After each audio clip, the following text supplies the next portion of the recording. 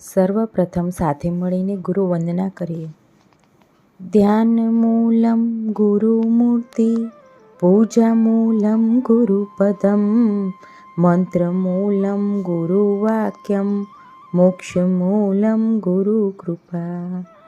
ગુરુર્બ્રહ્મા ગુરુર્વિષ્ણુ ગુરુર્દેવો મહેશ્વર, ગુરુર સાક્ષાત પરમ બ્રહ્મ તસ્મૈ શ્રી ગુરુવે નમઃ. ઓમ શાંતિ શાંતિ શાંતિ. આગળના ભાગમાં આપણે પ્રકરણ 18 સમ પ્રકરણના 100 સૂત્રો સાંભળીને હવે આજે આપણે પ્રકરણ 19 અને 20નો સમાવેશ કરશું. પ્રકરણ 19માં એ આત્મવિશ્રાંતિ પ્રકરણ છે.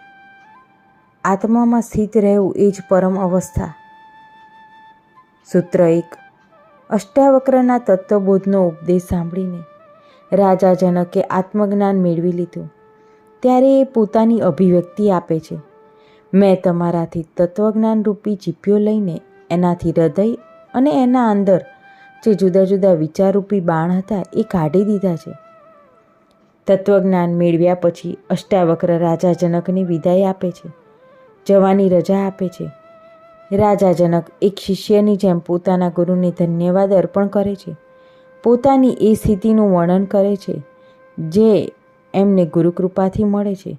રાજા જનક કહે છે, હે ગુરુ, મેં તમારા તત્વજ્ઞાન ઉપદેશરૂપી ચીપિયો લઈને શાસ્ત્રથી મારા હૃદયમાં જે જુદા જુદા સંકલ્પ વિકલ્પ છે એ કાઢી દીધા છે.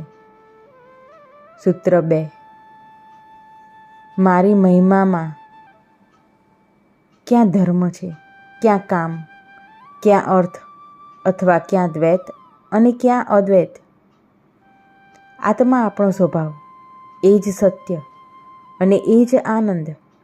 આત્મજ્ઞાની એ પોતે જ મહામહિમ્ન છે. બધી જ મહિમા જુદી છે. બીજાએ આપેલી મહિમા ખોટી, કેમ કે ચાવી બીજા પાસે છે. બીજાએ આપેલી મહિમાથી ફુગ્ગાની જેમ ફૂલાઈ ગયા. પોતાને મહામહિમ્ન સમજવા માંડે પણ ચાવી તો બીજા પાસે છે. ગમે ત્યારે હવા કાઢી નાખે. જેને પોતાની સ્વયંની મહિમા નથી એ બીજાની મહિમાની ઈચ્છા રાખે. રાજા જનક કહે છે, હે ગુરુ, મેં તો ધન, અર્થ અને કામને પોતાના હૃદયમાંથી કાઢી દીધું. પછી મને ધર્મ ક્યાં, કામ ક્યાં? કેમ કે આ બધું વિનાશી છે. જ્યારે હું મારી મહિમામાં સ્થિત છું તો મને વિવેક ક્યાં? વિવેકથી મારું કોઈ પ્રયોજન નથી. અને ચેતન આત્મામાં વિશ્રાંતિ પછી દ્વૈત અને અદ્વૈત એને પણ કોઈ સ્થાન નથી. રાજા જનકે જાણી લીધું કે બે હોવું એ ભ્રમ માત્ર છે. અસલમાં આ બધું એક જ આત્માનો વિસ્તાર છે અને આ જ અદ્વૈત જેને આત્મજ્ઞાની સમજી લે છે માટે જ એનો દ્વૈત ભાવ પૂરો થઈ જાય. કેમ કે અદ્વૈત એ પણ દ્વૈતની અપેક્ષા કરીને જ થાય. એટલે જ્યારે દ્વૈત જ નથી તો અદ્વૈત કહેવાનું નકામું હોય. કારણ કે જ્યારે મનમાં એવું લાગે કે બે છે એ એક હોવું એ ત્યારે જ ઊભું થાય કે જ્યારે બે હોવાનો મનમાં ભ્રમ હોય. એટલે જ શાસ્ત્રમાં કીધું છે કે નદી પાર થઈ ગઈ પછી હોડીની શી જરૂર. સૂત્ર 3. હંમેશા પોતાની મહિમામાં સ્થિત મને ક્યાં ભૂત, ક્યાં ભવિષ્ય, ક્યાં વર્તમાન અને ક્યાં દેશ છે? સ્થાન અને સમયનું બંધન અજ્ઞાનીને હોય. આત્મજ્ઞાની એની પરિધિની, એની લિમિટથી બહાર થઈ જાય છે. આત્મા નિત્ય, શાશ્વત, અજન્મા, નિરાકાર અને નિર્લિપ્ત છે. માટે એના માટે ભૂત, ભવિષ્ય, વર્તમાન છે જ નહીં. એ બધે જ છે. એ પહેલાં પણ હતી, આજે છે અને પછી પણ રહેશે. એનો વિનાશ થતો જ નથી. સૃષ્ટિ નાશ થાય ત્યારે પણ એ રહેશે, સૃષ્ટિ નહીં હોય ત્યારે પણ. માટે જે જ્ઞાની આત્માને જાણી લીધું એને બ્રહ્મને જાણી લીધું. એ બ્રહ્મવત થઈ ગયા. જનક કહે છે કે હું આત્મવત થઈ ગયો. માટે જ આત્માની મહિમા એ જ મારી મહિમા છે. સૂત્ર 4. મારી મહિમામાં સ્થિત મને ક્યાં આત્મા છે, ક્યાં અનાત્મા છે, ક્યાં શુભ છે, ક્યાં અશુભ, ક્યાં ચિંતા છે, ક્યાં અચિંતા છે. કોઈએ સાચું જ કીધું છે કે સાચું ન કહી શકાય. જે કહી શકાય એ સત્ય નથી. સત્યની અભિવ્યક્તિ ન દઈ શકાય, માટે જ જ્ઞાની મૌન રહે છે. રાજા જનક કહે છે, હે ગુરુ, હું મારી મહિમામાં સ્થિત છું. મારી નજરમાં આત્મા ક્યાં, અનાત્મા ક્યાં.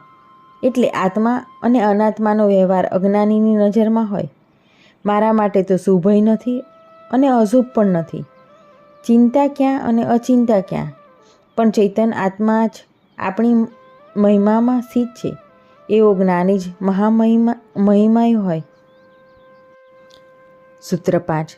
મારી મહિમામાં સ્થિત થઈને મને ક્યાં સપનું છે, ક્યાં ઊંઘ છે, ક્યાં જાગૃત, ક્યાં તુર્ય સ્થિતિની બીક છે. જનક કહે છે, હે ગુરુ, મારી નજરમાં 3 અવસ્થા પણ નથી. જાગૃત ન તો સપનામાં સ્થિત કે ન તો ઊંઘની સ્થિતિ. કેમ કે 3 સ્થિતિ શરીર, મન અને બુદ્ધિની છે. એ બુદ્ધિ પણ મિથ્યા અને ખોટી લાગે છે. તુર્ય અવસ્થા પણ ક્યાં છે? એ તો અંતઃકરણની છે. ભય ક્યાં છે? બીક ક્યાં છે? અભય ક્યાં છે? આ 3 અંતઃકરણના ધર્મ છે. ચેતના એનાથી પારની સ્થિતિ છે, જ્યાં એનો અનુભવ નથી થતો. સૂત્ર 6. મારી મહિમામાં સ્થિત થયેલ મને ક્યાં દૂર છે, ક્યાં નજીક, ક્યાં બહાર, ક્યાં અંદર, ક્યાં સ્થૂળ, ક્યાં સૂક્ષ્મ. ચેતન તત્વ આત્માની મહિમામાં સ્થિત થયેલા જ્ઞાનીને દૂર, નજીક, અંદર, બહાર, સ્થૂળ કે સૂક્ષ્મનો તફાવત, એનું અંતર મટી જાય છે. કેમ કે આત્મા બધે જ છે. જે પિંડમાં છે એ જ બ્રહ્માંડમાં છે. આત્મા નજીક પણ છે, દૂર પણ છે, બહાર પણ અને અંદર પણ. ઉર્જા અને પદાર્થ જુદા નથી. એ એકબીજામાં રૂપાંતરિત થઈ જાય છે. વૈજ્ઞાનિક જેણે ક્વાન્ટા કહે છે એવું જ આત્માનું સ્વરૂપ છે.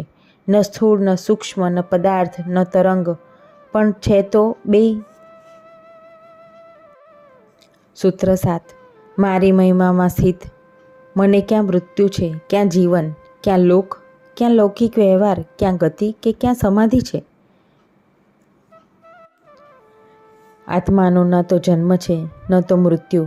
એ તો હંમેશા છે જ. જન્મ છે એનું મૃત્યુ તો છે જ. આત્મજ્ઞાની આત્મવત થઈ જવાથી કહે છે કે ન મારું મૃત્યુ છે, ન જીવન.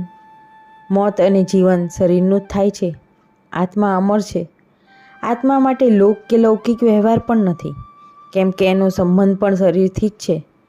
ગતિ અને સમાધિ મનની છે. આત્મા એક જ છે. એની ન તો શેમાંય ગતિ થાય, ન તો સમાધિ લાગે. આ બધી અજ્ઞાનજનિત ધારણા છૂટી જાય. સૂત્ર 8. મારી આત્મામાં વિશ્રાંત થઈને મને ધર્મ, અર્થ અને કામની કથા પૂરી છે. યોગની કથા પણ પૂરી છે. વિજ્ઞાનની કથા પણ પૂરી છે. રાજા જનક કહે છે, જ્યારે મેં આત્મજ્ઞાન મેળવી લીધું છે, પછી ધર્મ, અર્થ, કામ, મોક્ષની કથા કે વિજ્ઞાનની કથાથી કંઈ લેવા દેવા નથી. જ્યારે કંઈ મેળવવાનું જ બાકી નથી તો કોઈ પ્રયોજનની જરૂર નથી. જે જ્ઞાનીએ પૂર્ણતા મેળવી લીધી, પછી ધર્મ, અર્થ, કામ વગેરેની કોઈની ઈચ્છા કે આશા નથી. કેમ કે સિદ્ધિ મળી ગઈ, પછી સાધનની જરૂર નથી. એવી જ રીતે યોગ અને વિજ્ઞાનની પણ જરૂર નથી. બધું છૂટી જાય. એક આત્મામાં સ્થિત થઈને યોગી બધું પામી લે છે. એ જ પરમ ધર્મ છે. પ્રકરણ 20 એ જીવમુક્તિ પ્રકરણ છે. પ્રકરણ 20માં સૂત્ર 1. મારા નિરંજન સ્વરૂપમાં ક્યાં પંચતત્વ, ક્યાં આકાશ, ક્યાં કાળ છે, ક્યાં દેશ છે, ક્યાં ઇન્દ્રિયો, ક્યાં મન, ક્યાં શૂન્ય, ક્યાં આશાનો અભાવ છે. પોતાની જીવન મુક્તિની સ્થિતિનું વર્ણન કરતા રાજા જનક કહે છે કે હું આત્મામાં સ્થિત છું અને માટે જ પંચભૂતના વિકારોથી મુક્ત છું. મારું આ આત્મ સ્વરૂપ નિર્દોષ છે, નિરંજન છે, શુદ્ધ છે. એમાં જુદું કંઈ નથી. આ સાક્ષી માત્ર છે, એમાં કોઈ હિલોળા ઉઠતા નથી. એ હંમેશા નિર્લિપ્ત જ છે. હું ચિત્ત નહીં, આત્મા છું. મારા સ્વરૂપમાં આ પંચભૂત શરીર, ઇન્દ્રિયો, મન વગેરે છે જ નહીં. એમાં શૂન્ય પણ નથી, નિરાશા પણ નથી, કેમ કે આ પૂર્ણ છે. સૂત્ર 2. હંમેશા દ્વંદ્વ વગર મને ક્યાં શાસ્ત્ર છે, ક્યાં આત્મજ્ઞાન છે, ક્યાં મન છે, ક્યાં તૃપ્તિ છે, ક્યાં ઈચ્છાનો અભાવ છે. રાજા જનક કહે છે, હે ગુરુ, મને શાસ્ત્ર અને શાસ્ત્ર સંબંધી જ્ઞાનથી શું અભિપ્રાય છે અને આત્મવિશ્રાંતિથી મારો શું અભિપ્રાય છે? જ્યાં દ્વંદ્વ એટલે જ્યાં બે છે, ત્યાં મન છે.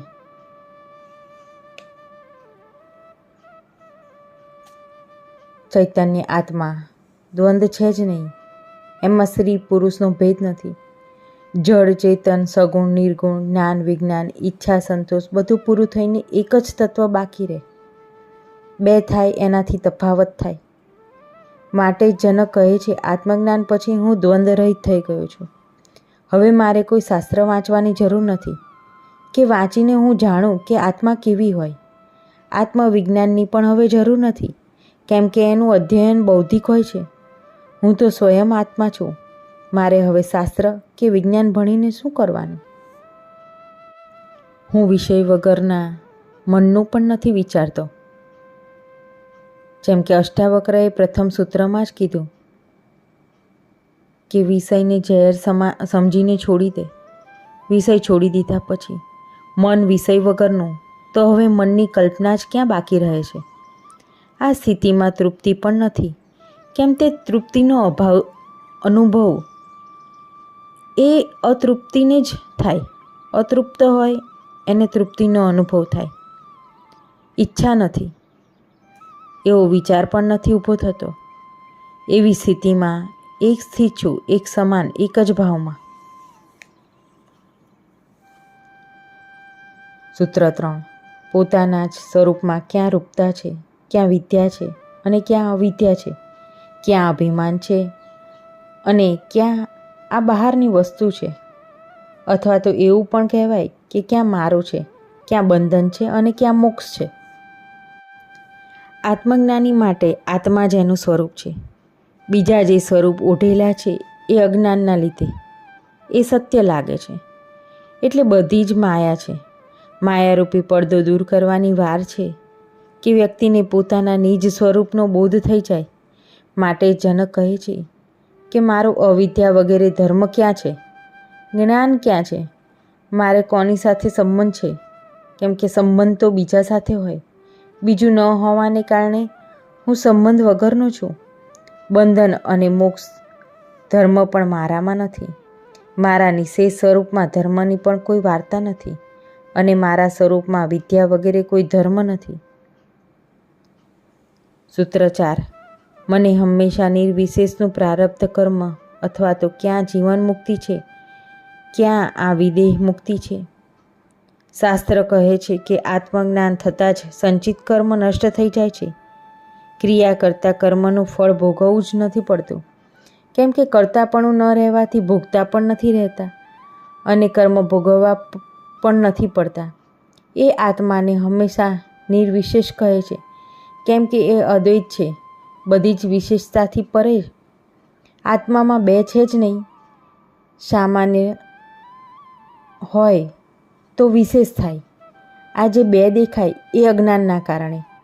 આત્માનું કોઈ પ્રારબ્ધ કર્મ છે જ નહીં જેને ભોગવવું પડે. ભોગવવાવાળાને તો અભિમાન હોય, નહીં તો કોણ ભોગવે? આત્મજ્ઞાની અભિમાન વગરના શુદ્ધ ચૈતન્ય અને જે નથી કરતા કે ન તો ભોગતા.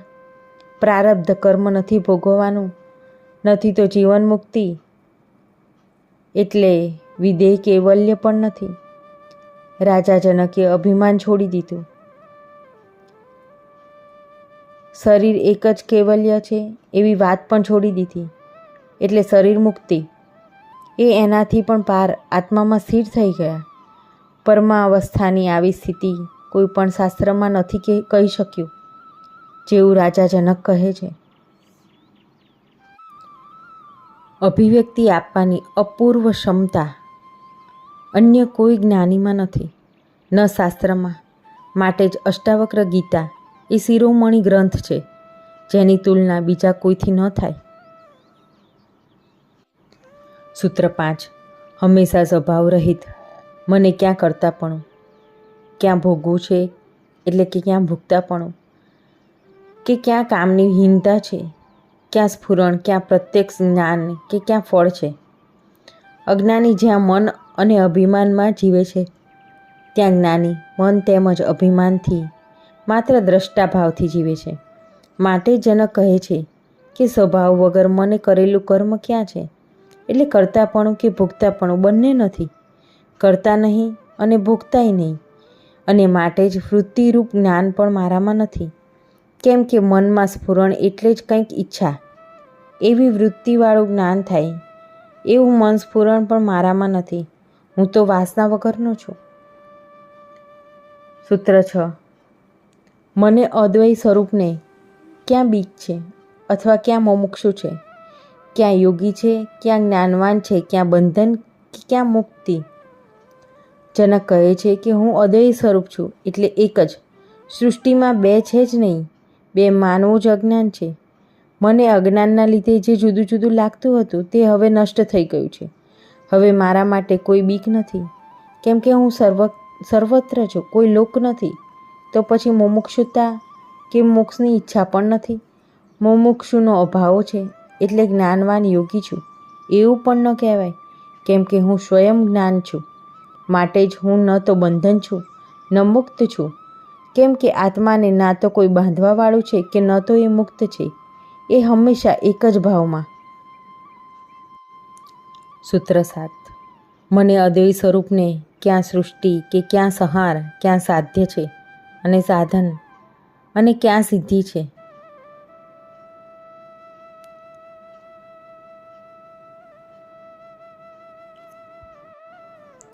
જુદા જુદા ધર્મમાં પ્રલય માટે જુદી જુદી ધારણા બતાવે છે. કોઈ ધર્મમાં એવું કહેવામાં આવે કે અનાદિ છે, કોઈ એવું માને કે અમુક લિમિટ સુધી વિસ્તાર થઈ પછી સૃષ્ટિ ફરી નાની થાય, સંકોચાય. એવું કે સૃષ્ટિ અનાદિ છે, એને કોઈએ બનાવી નથી એટલે કોઈ દિવસ નાશ નહીં થાય. એવું કોઈ એવું માને કે વિસ્તાર થાય પછી સંકોચાય અને નિજ સ્વરૂપ બ્રહ્મ છે તો એમાં વિલીન થશે અને એ જ પ્રલયની સ્થિતિ છે. આ બધી ધારણા અને આ બધી માન્યતા એ તુચ્છ અજ્ઞાનીએ કરેલી.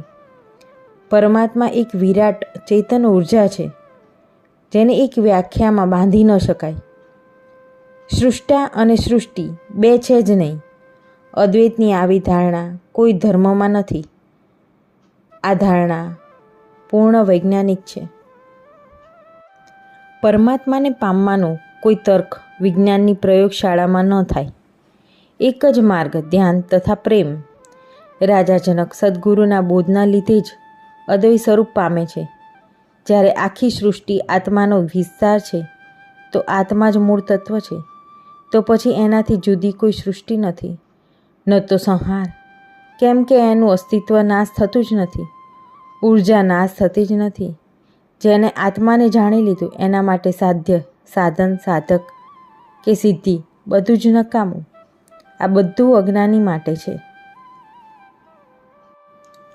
સૂત્ર 8.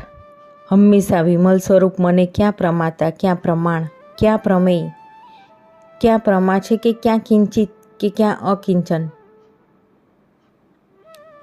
પ્રમા એટલે યથાર્થ જ્ઞાનનો વિષય અને પ્રમેય એટલે યથાર્થ જ્ઞાન કરવાવાળો. પ્રમા અને પ્રમેય યથાર્થ જ્ઞાનનો વિષય અને યથાર્થ જ્ઞાન કરવાવાળો હોય એને પ્રમેય કહેવાય. જનક પોતાની આત્મસ્થિતિનું વર્ણન કરતાં કહે છે કે મેં આત્માને ન જાણ્યો, ન પામી લીધું, કેમ કે હું એનાથી અલગ નથી. હું પોતે જ આત્મા છું. અજ્ઞાન હતું ત્યાં સુધી હું અલગ સમજતો હતો.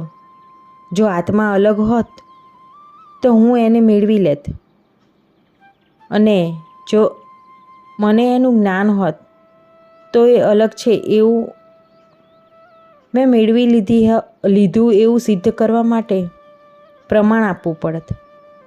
આ જ્ઞાન શું છે, આ બોધ શું છે, એની વ્યાખ્યા કરવી પડત.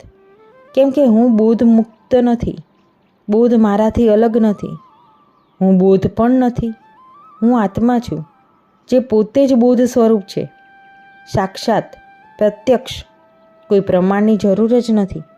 મારામાં કિંચન એટલે કે થોડુંક વધારે કે થોડું ઓછું એવો કોઈ ભાવ નથી. કેમ કે આત્મા છું એટલે બધે જ વિમલ સ્વરૂપ છું. સૂત્ર 9. હંમેશા ક્રિયા વગર મને ક્યાં એકાગ્રતા છે, ક્યાં જ્ઞાન છે, ક્યાં મૂર્ખતા, ક્યાં હરખ, ક્યાં દુઃખ. બધી ખલેલ મનના લીધે છે. ખલેલ મનની ઈચ્છાથી પેદા કરે. ખલેલ દૂર કરવા માટે એકાગ્રતાની સાધના કરવી પડે છે. પણ આત્મજ્ઞાનીને બધી ખલેલ શાંત થઈ જાય. એ ખાલી માત્ર આત્મામાં સ્થિત રહે છે. એ ક્રિયા વગરના થઈ જાય. કેમ કે આત્મા ક્રિયા કરતી જ નથી. એ તો ઊર્જા છે, જેનાથી બીજા અંગ કામ કરે છે. માટે જનક કહે છે કે હું આત્મા હોવાથી હંમેશા ક્રિયા વગરનો છું, માટે એકાગ્રતાની જરૂર નથી. આત્મા હોવાથી મારામાં ન અજ્ઞાન છે, ન મૂર્ખતા, ન હરખ, ન કોઈ દુઃખ. આત્મા આ બધાથી પાર ચૈતન્ય ઊર્જા માત્ર છે. હું એ જ છું. સૂત્ર 10. હંમેશા શાંત સ્વરૂપ મને ક્યાં વ્યવહાર છે, ક્યાં પરમાર્થતા, ક્યાં સુખ છે, ક્યાં દુઃખ. જનક કહે છે હું આત્મા એટલે હંમેશા નિર્વિકાર, માટે વ્યવહાર કે પરમાર્થતા મારામાં નથી. એ મનના ધર્મ છે. સુખ દુઃખ મનના ધર્મ છે. આત્મા સુખ દુઃખથી પરે છે, માટે આત્માને કારણે હું મનથી પરે છું. સૂત્ર 11. હું હંમેશા વિમલ સ્વરૂપ. મને ક્યાં માયા, ક્યાં સંસાર છે, ક્યાં પ્રીતિ છે, ક્યાં વિરતિ છે, ક્યાં જીવ છે, ક્યાં બ્રહ્મ છે. આત્મજ્ઞાનના અંતમાં બધા જ તફાવત ભેદ પૂરા થઈ જાય. છેલ્લે ખાલી ચૈતન્ય બાકી રહી જાય. આ મોહ, માયા, બ્રહ્મ, આ આત્મા છે, આ સંસાર છે, પ્રીતિ કે અપ્રીતિ, જીવ અને બ્રહ્મ વગેરે બધા જ ભેદ અજ્ઞાનના લીધે છે. જેને સત્ય સ્વરૂપ આત્માનું જ્ઞાન નથી એને જ બધો ભેદ દેખાય. આત્મજ્ઞાન પછી બધો અભેદનું જ્ઞાન થઈ જાય કે બધું બ્રહ્મ જ છે, એક જ છે, એનો જ બધો વિસ્તાર છે. જુદું એ ખાલી માત્ર વહેમ છે. આ વહેમ મટવો એ જ જ્ઞાન, એ જ સત્ય છે. સૂત્ર 12. હંમેશા સ્થિર અખંડ રૂપ અને સ્વસ્થ મને ક્યાં નિવૃત્તિ છે, ક્યાં મુક્તિ છે અને ક્યાં બંધ છે. આત્મા સ્થિર અને અખંડ એટલે વિભાજન ન થાય. એ અદ્વય છે. એનું મળવું જ પરમ સ્વાસ્થ્ય છે. માટે જ જ્ઞાની જ સ્વસ્થ છે, બાકી બધા રોગી છે. એવા વ્યક્તિને ન તો પ્રવૃત્તિ કે ન નિવૃત્તિ. એના માટે મુક્તિ, કેમ કે આત્માનું બંધન છે જ નહીં. બંધન ખાલી માત્ર વાસના અને અહંકારના લીધે છે, જે અજ્ઞાનના લીધે છે.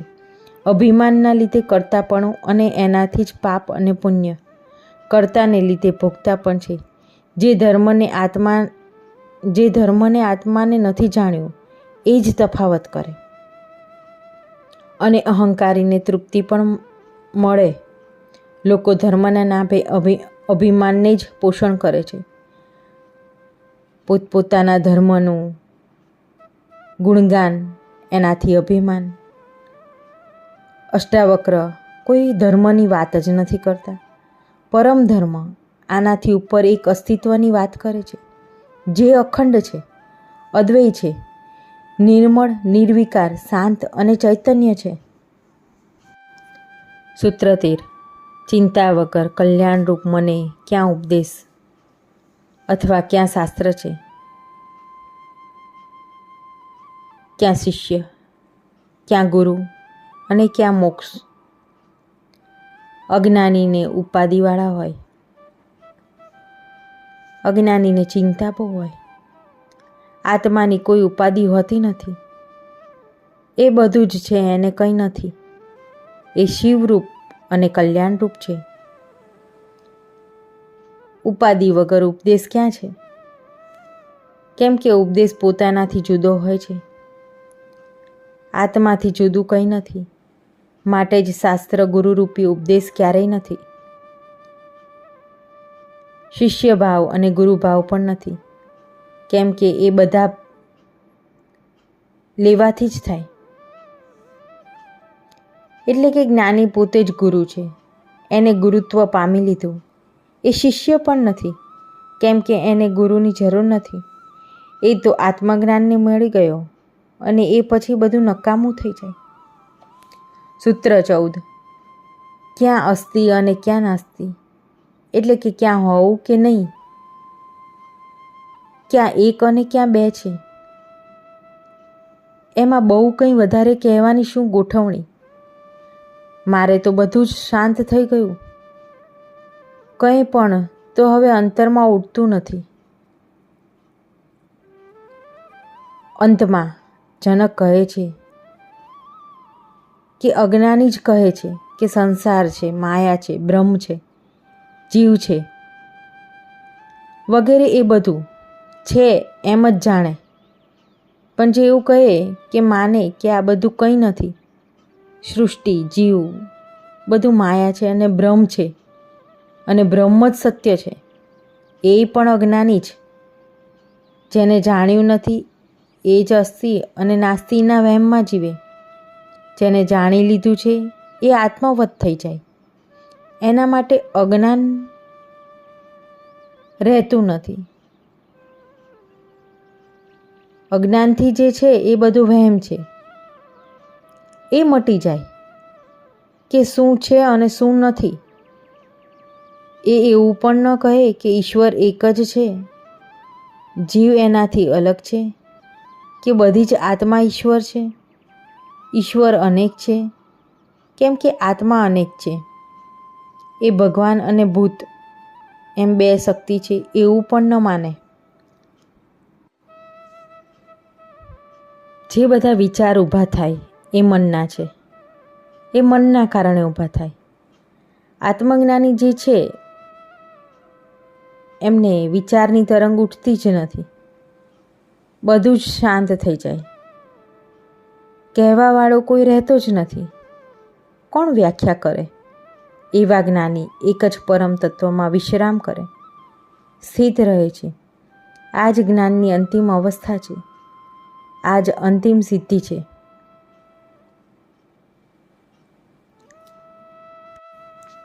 અષ્ટાવક્ર ગીતાના આવિશંતિક પ્રકરણ છેલ્લે આત્મામાં સ્થિત આ બધી જ પ્રકારના દ્વંદ્વ પૂરા થઈ જાય છે અને પરમ તત્વમાં વિશ્રામ. પ્રકરણ 20 કથાને વિરામ આપે. સર્વને મારા ઓમ નમો નારાયણ.